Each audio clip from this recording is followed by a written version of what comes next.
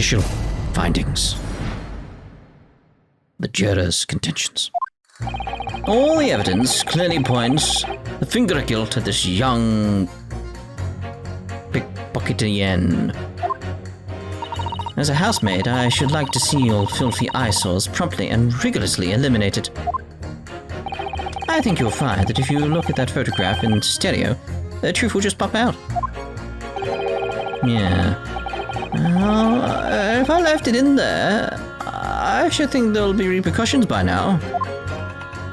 Mind made up? Stop. Global radio transmission of verdict to follow. Stop. In Motherland, we say never judge by clothes, judge by head. I am convinced that others are innocent. The circumstances of the crime and the evidence do indeed implicate the defendant rather comprehensively. The storeroom, locked from the inside, in which the victim and the accused were discovered alone. And in the accused's hand, the fatal revolver, the firing of which was heard by the witnesses. Not to mention his print. Take it from a chap who's seen action on the battlefield. That young girl's on the verge of pulling the bally trigger. Do we have another picture I can compare? Because it's like, juror number 3 is sparked in my head, like, we need to compare it. Thanks a lot, Mr. Shlumps. Oh dear. These cameras are supposed to help, not hinder. I'm afraid I think you have an uphill struggle ahead of you. But Gina didn't shoot Mr. Windybank.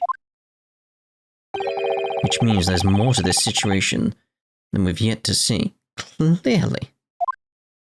Agreed. You have the floor, counsel. Proceed with the summation examination.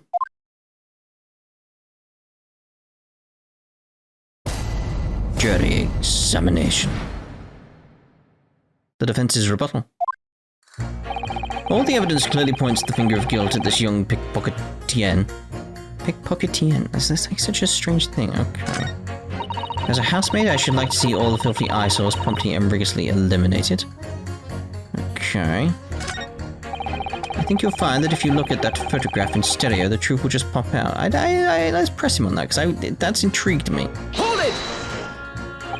What do you mean, look at the photograph in stereo? Sorry, what? Don't you know? If you look at the photographic print normally,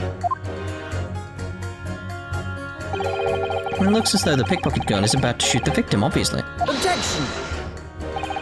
There's no indication the defendant ever fired the gun. What I'm saying is that if you look at the same print in stereo, you can reveal all sorts of new information. Yeah, can I do that though? Is there another print I could use? Any chance? We'll find our stereoscopes.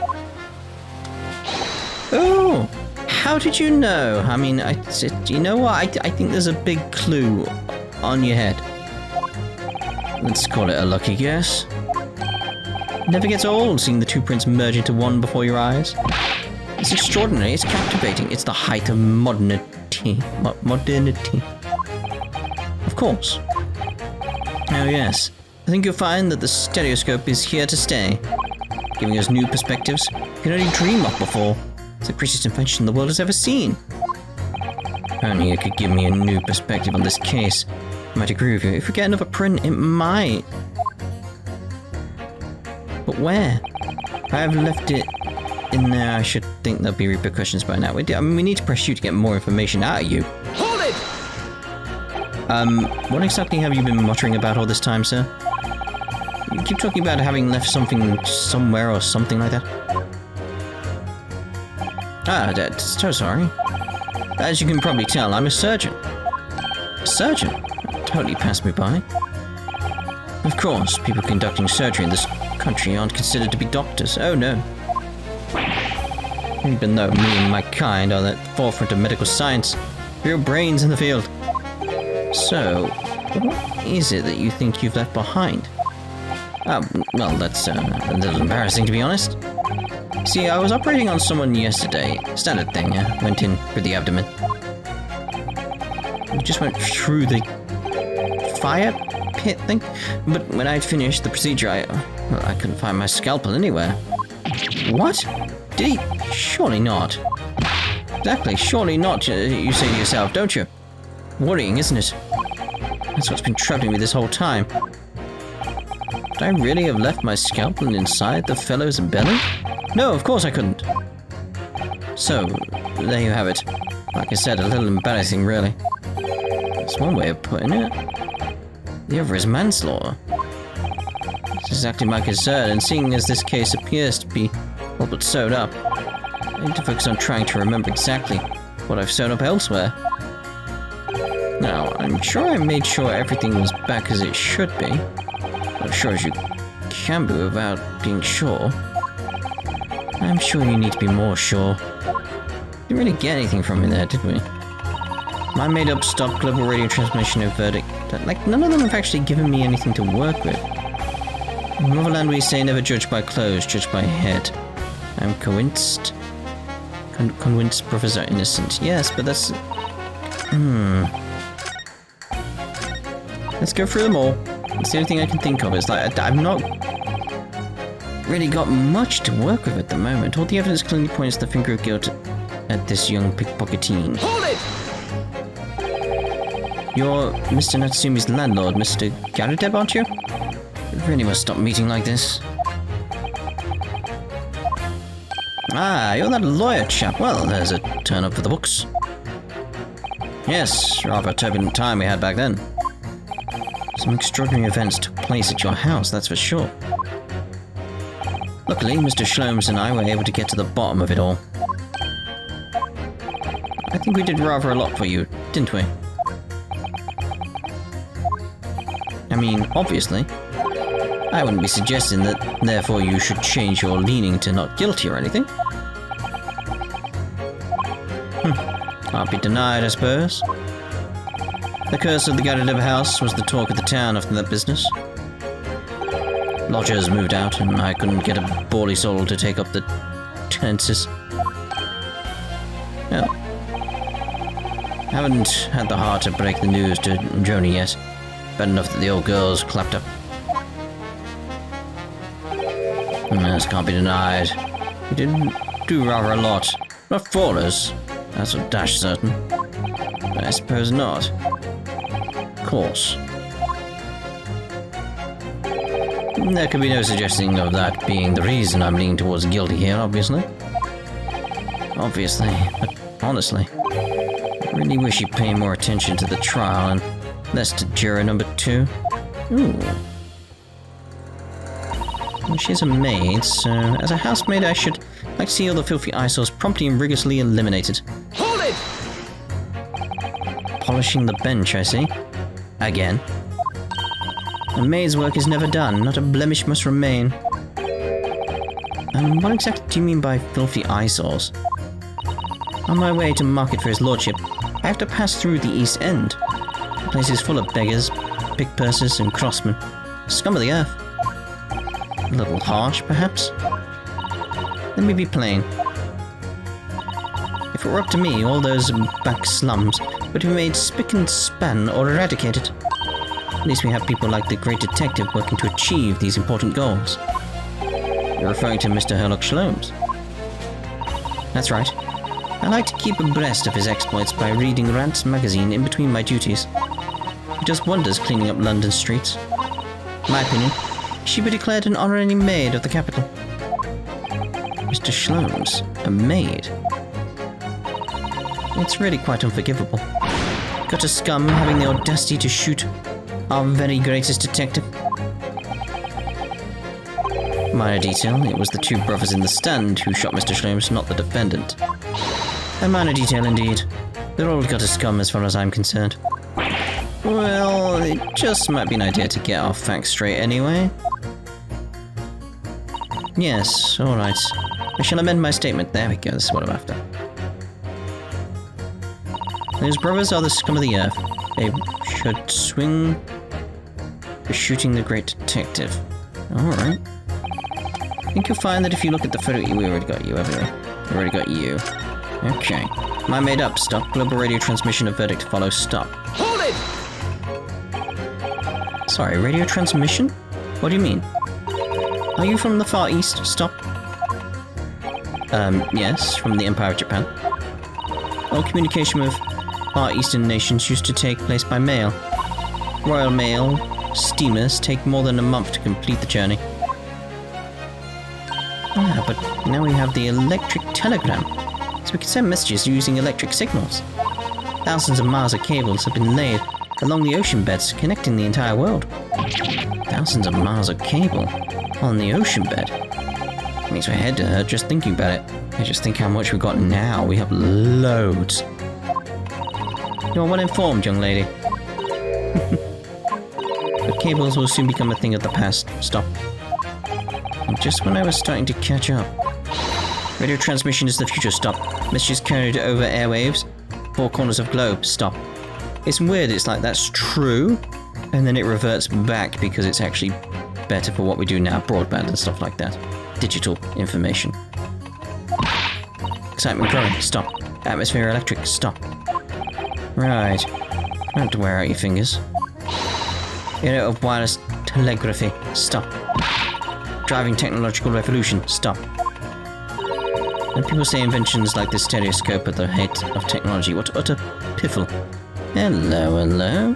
Can we actually somehow pit you against number 3? I can't understand it. I really can't. They're just silly toys. There we go, there we go, there we go, there we go. Excuse me! Juror number 3? Sorry to interrupt when you're obviously fuming, but... What? Do you perhaps have something to say about juror number 5's last remark? As if I couldn't guess. Oh, you bet I do. Say that again. Go on. Dare you. Goodness. Are you talking to me? I think he just might be, yes.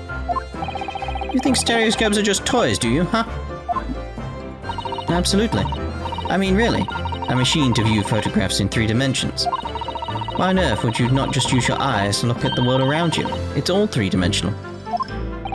What a great way to appease the man. No, I'm sorry.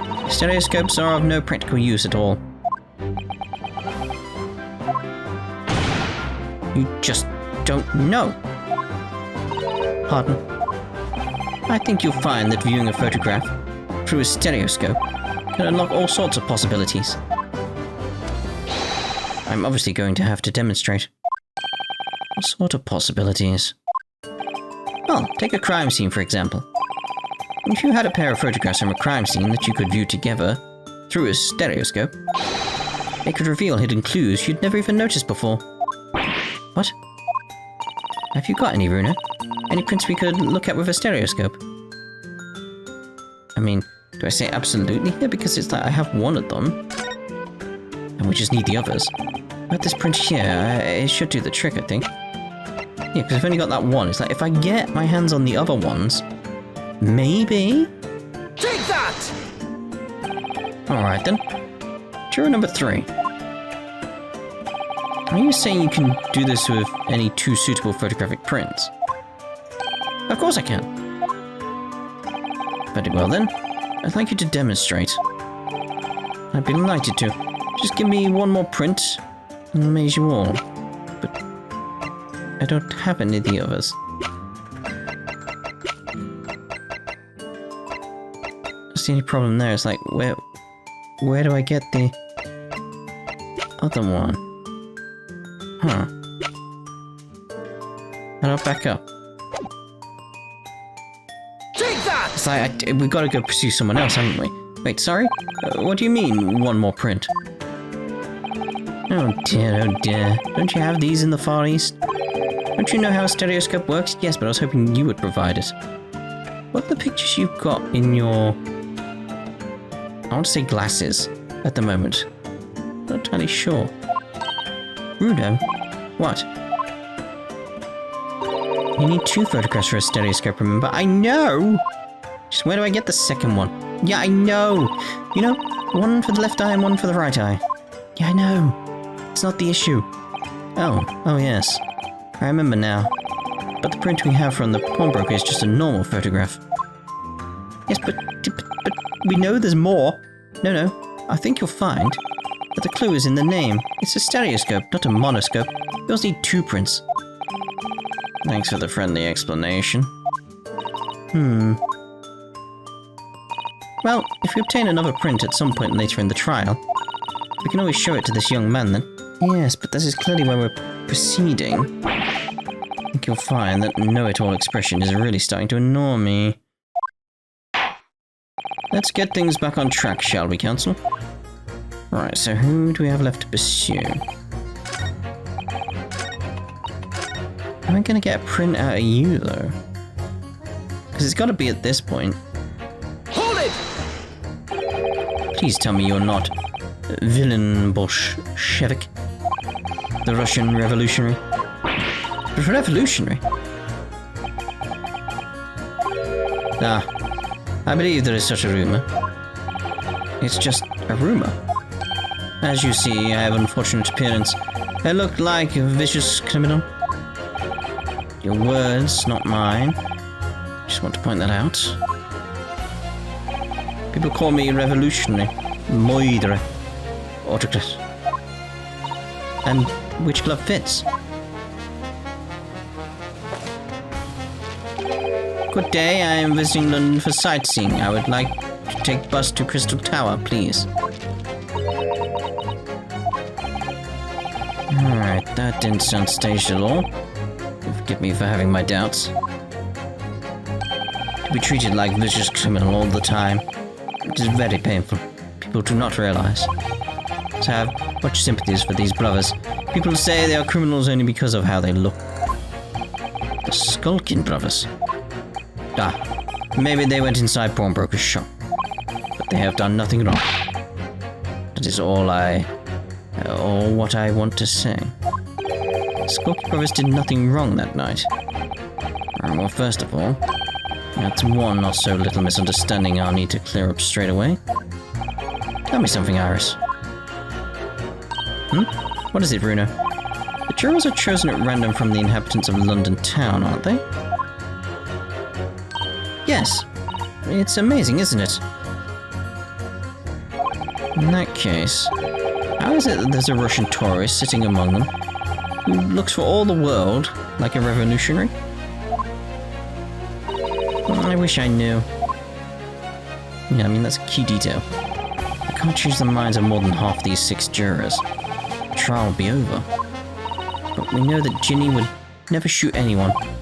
Yeah, so we need to find contradictions in what these jurors are saying and pit them against each other. Must be ready to go to whatever lengths I have to convince them of Gina's innocence. Okay, so what we got here? That's not changed. I want to look at ones that have changed. Those brothers are the scum of the earth. They should swing for shooting the great detective. Okay. You're waiting on a picture. You're on about something else entirely. My made-up stuff. Yours is the same. In Motherland, we say never judge by clothes, judge by head, and convinced brothers are innocent. But those brothers are the scum of the earth. Right, we'll pit you against each other because you're contradicting each other. Objection! Those two statements clearly contradict each other. Good lord. Counsel, explain yourself. Oh my. My statement? Contradictory?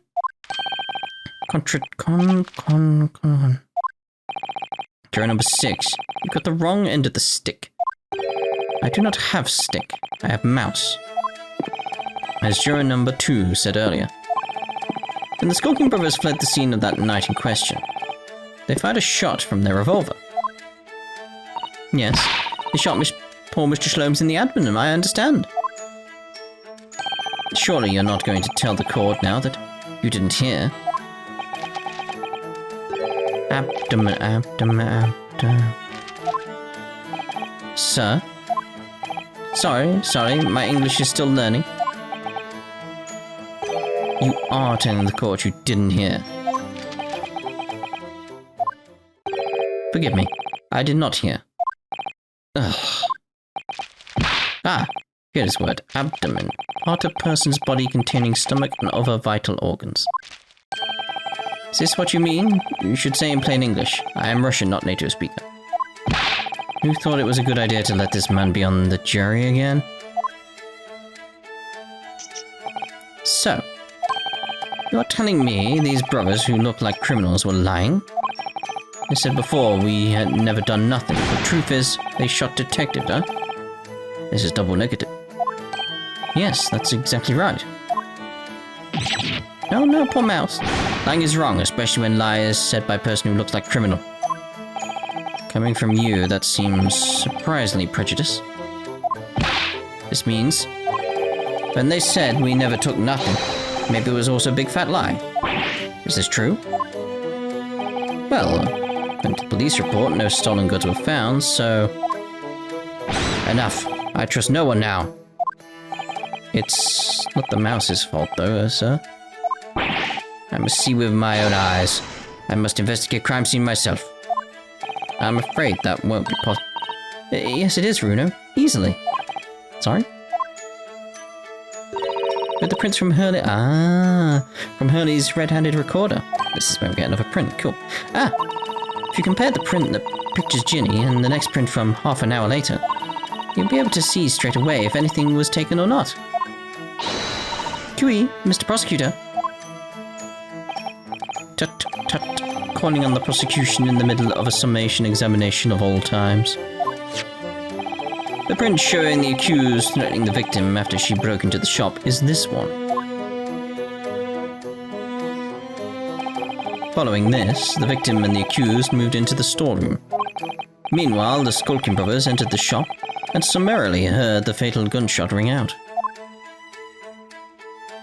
Sadly, none of these events were captured on film. This is the print produced by the camera half an hour later after the brothers' flight. Yes. Yes, I do notice something. So this was taken after Hurley was shot then. As far as I can tell, it's the door, like there's not a hole in the door. Nothing has been taken, which means it would have to be the machine that Iris made to make cat flaps. Right? No, nothing's been taken. It doesn't seem to be the case. I can't notice anything that's obviously missing in the second print. So, the brothers who look like criminals told only one lie. They shot men, but they stole nothing. It would seem so, yes. Good. No, not good. You were right. I did not understand the situation. Now I know brothers have lied. I think it is very important to continue with trial.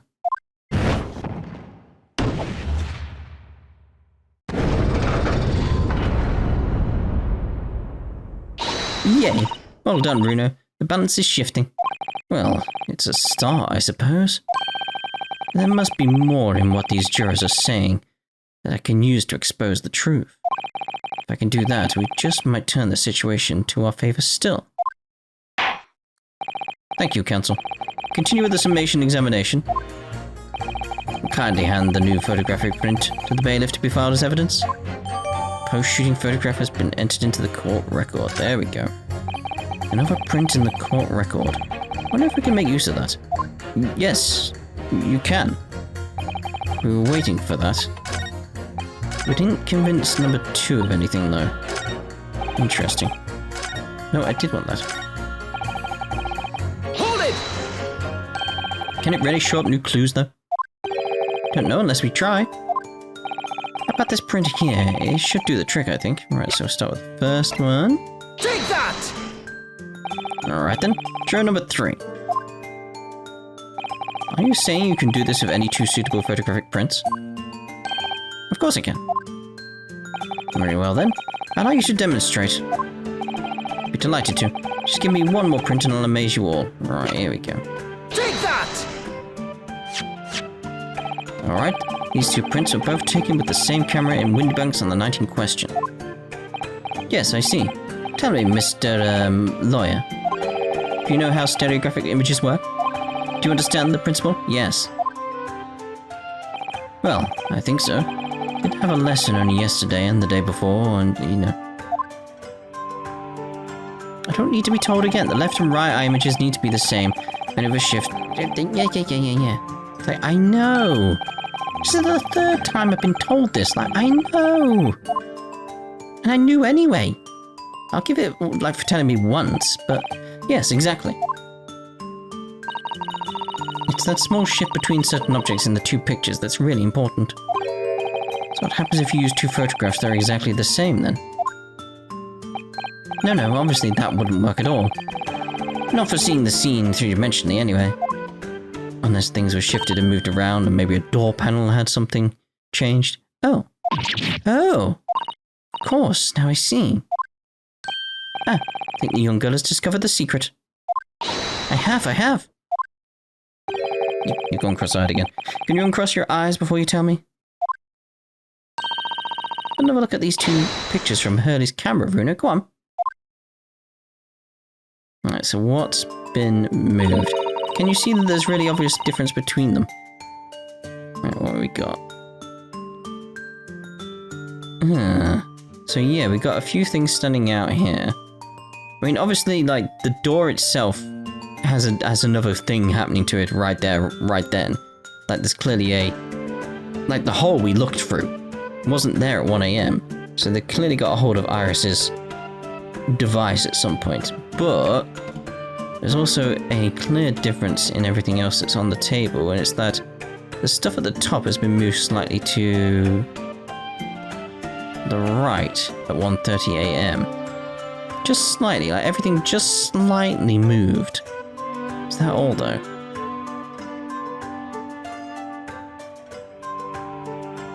I mean, obviously the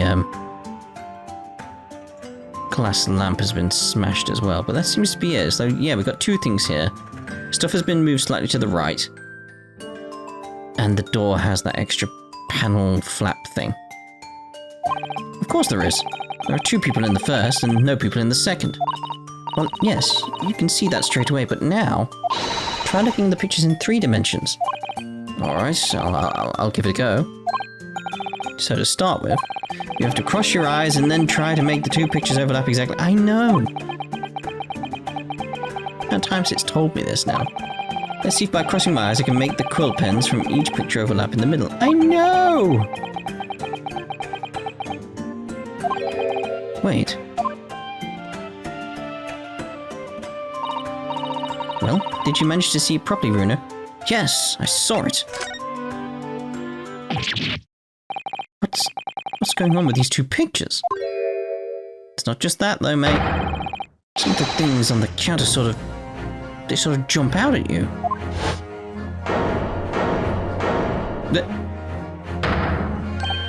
Yes.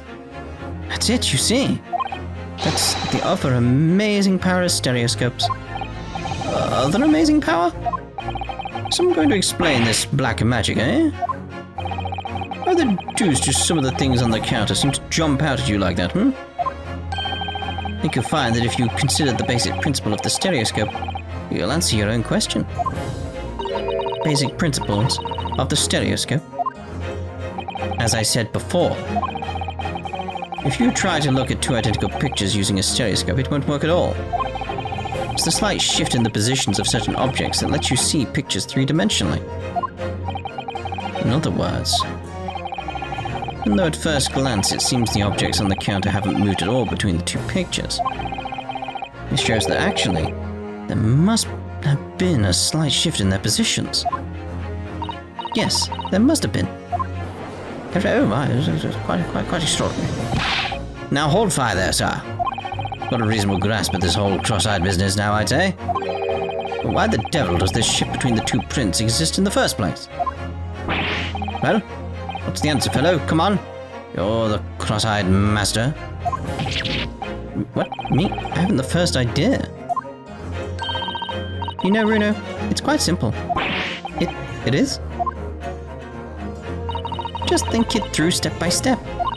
The first photograph was taken at 1 AM. Then, 30 minutes later, the second photograph was taken. But the position of some items on the counter appears to have shifted slightly in the interim. So that means that sometime in the half-hour interval, someone must have tampered with the things on the counter. Zookers? Someone tampered? New information, stop. Not mentioned in testimony so far, stop. Yes. We've had to go around in circles a little here, it seems. Yeah. I'm starting to see what I should be aiming at in this summation examination now. Ladies and gentlemen, the question now is clear. We know the items on the countertop were moved, but by whom? Are you suggesting you might know? Of course. I can tell you right now who's responsible for the almost imperceptible shift in the items on the counter. It has to be these guys, so we'll go with you. Take that! It was the witnesses currently in the stand, the skulking brothers. Wait.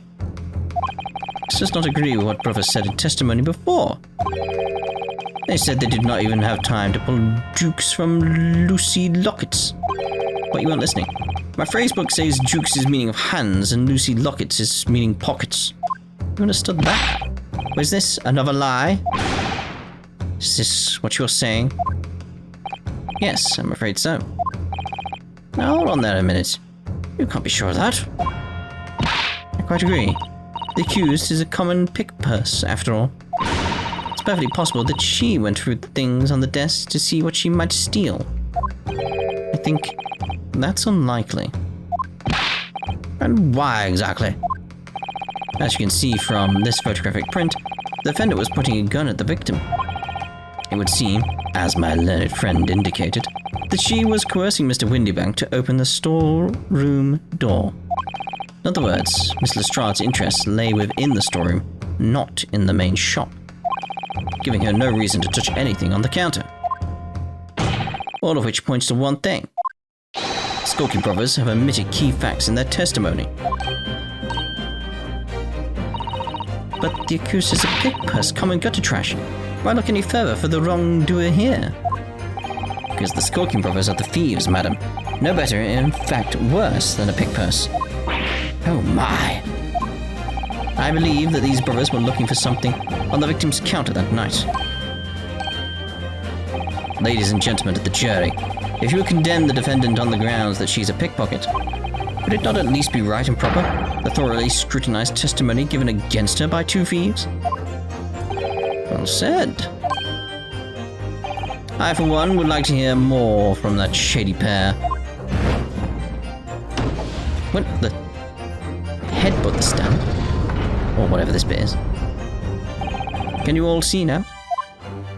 I think you'll find stereoscopes aren't playthings. You've seen their extraordinary potential firsthand. That's good. Wholeheartedly agree. Stop. Must purchase. After all, stop. Return home via Regent Street. Stop.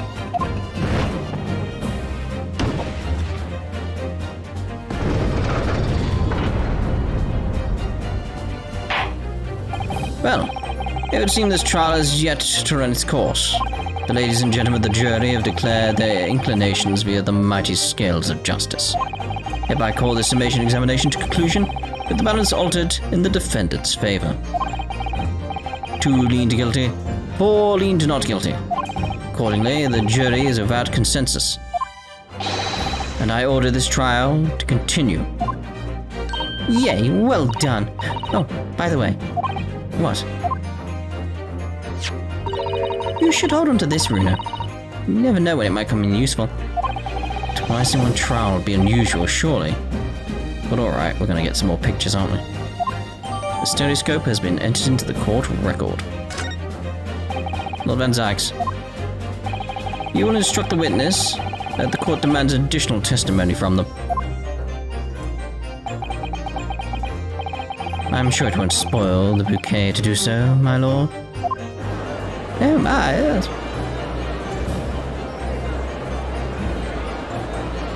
I've won myself another chance to probe that pair about their activities that night at least. And I won't stop probing them until I've proven that Gina is innocent. Good on you, Runa. To be continued in the next part. Ta-ta for now.